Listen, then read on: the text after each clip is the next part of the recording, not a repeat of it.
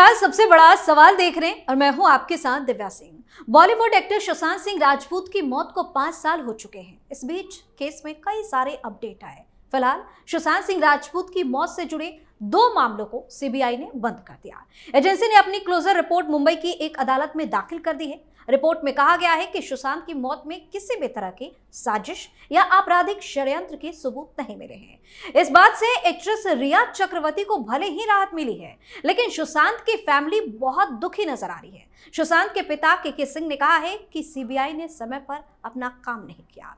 वहीं इस मामले पर राजनीति भी तेज हो गई है। बीजेपी नेता राम कदम ने बड़ा बयान दिया और कहा कि सारे सबूत मिटने के बाद उद्धव ठाकरे की सरकार ने वो केस सीबीआई को सौंपा। अपने लोगों को बचाने के लिए ऐसा किया गया। तो दूसरी तरफ शिवसेना नेता संजय राउत का कहना है कि बीजेपी अपने विरोधियों को बदनाम करने के लिए कोई मौका नहीं छोड़ती।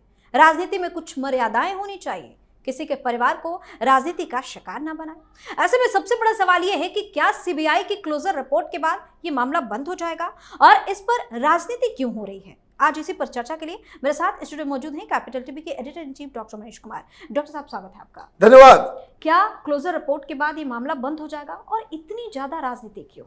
देखिए, राजनीति इसलिए हो रही है क्योंकि इसमें राजनीतिक लोगों के नाम है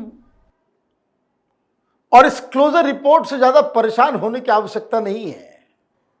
आई थिंक कि प्रेजेंट जो सरकार महाराष्ट्र की है, they are very serious about it. हर चीज का एक कॉन्टेक्स्ट होता है। सीबीआई ने अचानक से सवेरे सवेरे कल क्यों कह दिया कि भाई क्लोजर रिपोर्ट हमने दे दिया, उसकी डिटेल्स, एग्जैक्ट डिटेल्स आने बाकी है और उस क्लोजर रिपोर्ट के ऊपर भी कई सारे सवाल खड़े होंगे, है ना। आपने कह दिया कि भाई हमको सबूत नहीं मिले, मैं नकारा हूं, हम नहीं ढूंढ पाए, जो आरोप लगाया गया उसको हमने बहुत कोशिश की, हमें कुछ नहीं मिला। ठीक, क्लोजर रिपोर्ट का मतलब यही होता है कि हैंड्स अप। हमने जिस तरह से आयुषी मर्डर केस में जो गूफअप किया, इस तरह के हजारों केस हैं जो सीबीआई जो है अपने आप को नाकाबिल ऑर्गेनाइजेशन साबित कर चुकी, वो आप जो है आप एक्सेप्ट कर रहे हो कि हम नहीं कर पाए, लेकिन मामला यहीं पे खत्म नहीं हो रहा। क्यों किया गया कल? क्योंकि 2 अप्रैल को एक ऐसा केस है, लेकिन आप ध्यान रखिए, सुशांत सिंह की मौत, उसमें सीबीआई इंटर हुई सुशांत सिंह के पिता के पिटीशन पे और उस पिटीशन में दिशा सालियान का नाम नहीं था। इट वॉज पर्टिकुलरली अगेंस्ट रिया चक्रवर्ती, कि रिया चक्रवर्ती ने ही इसे उकसाया। जी जी। साजिश की बात नहीं है, मर्डर की बात नहीं है। रिया चक्रवर्ती को ऊपर यह आरोप लगाया गया कि भाई इसने उकसाया। तो रिया चक्रवर्ती ने भी काउंटर केस किया कि भाई ये जो है वो उसकी बहन वो अनप्रिस्क्राइब्ड दवाइयां दे दी थी, तो वो कहानी अलग हो गई। लेकिन अभी एक बहुत बड़ा ट्विस्ट आया है। उस केस में किसी का नाम नहीं रिया चक्रवर्ती के अलावा। अभी हाईकोर्ट के अंदर, बॉम्बे हाईकोर्ट के अंदर 2 चीजें हुई है। एक, दिशा सालियान के पिता ने पिटीशन दिया और ये कहा कि मेरी बेटी का एक्सीडेंट नहीं हुआ है, वो 14वें फ्लोर से गिरी नहीं, उसका रेप एंड मर्डर हुआ है। और दूसरा, उसने ये भी कहा कि इसमें रिया चक्रवर्ती भी इन्वॉल्व है, उसकी जानकारी है, वो भी इसमें फंसी हुई है। और सबसे बड़ा जो इसमें आरोप है कि 3 लोगों को बताया गया कि एक पार्टी चल रही थी, इसमें आदित्य ठाकरे, उसका बॉडीगार्ड सूरज पंचोली और डिनो मारियो, ये लोग वहां पे थे और ये लोग मेन कल्प्रिट हैं और इसलिए इनका कस्टोडियल इंटरोगेशन होना चाहिए। अब हाईकोर्ट ने क्या किया? हाईकोर्ट ने एक तो 2 तारीख दिया है कि भाई इसको, चूंकि ये मर्डर और रेप का मामला है, लड़की का मामला है, नाम दर्ज किया हुआ है, एफआईआर तो होगा 1। लेकिन सबसे इंटरेस्टिंग चीज इसमें यह भी है कि इसमें जो ये केस चल रहा है सुशांत सिंह राजपूत और रिया चक्रवर्ती का, जो ड्रग एंगल था कि उसके भाई और तमाम लोगों का जो ड्रग वालों के साथ जो रिश्ता था, जिस मामले में वो जेल भी गई थी, उस केस को की डायरी, उसका इन्वेस्टिगेशन नारकोटिक्स डिपार्टमेंट से हाई कोर्ट ने तलब किया है। बहुत सारी चीजें हो गई। अब टेक्निकल पॉइंट क्या है? टेक्निकल पॉइंट ये है कि अगर ऑलरेडी इन्वेस्टिगेशन चल रहा है तो फिर सिमिलर केस है तो हाई कोर्ट के लिए ये दिक्कत हो जाएगा कि आप फ्रेश को इन्वेस्टिगेशन करें। फिर ये कहा जाएगा भाई उसी में डालो, वो अलग केस है, ये अलग केस है। तो मुझे लग रहा है कि इस सहूलियत, बाकायदा इस चीज को फैसिलिटेट करने के लिए भी सीबीआई ने कहा कि भाई चलो खत्म करो।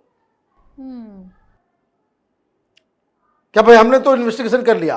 अब 2 तारीख को अगर सीबीआई इन्वेस्टिगेशन के लिए दिशा सालियान की मौत में अगर होता है तो ये पूरा का पूरा मसला जो है फिर से शुरू हो जाएगा।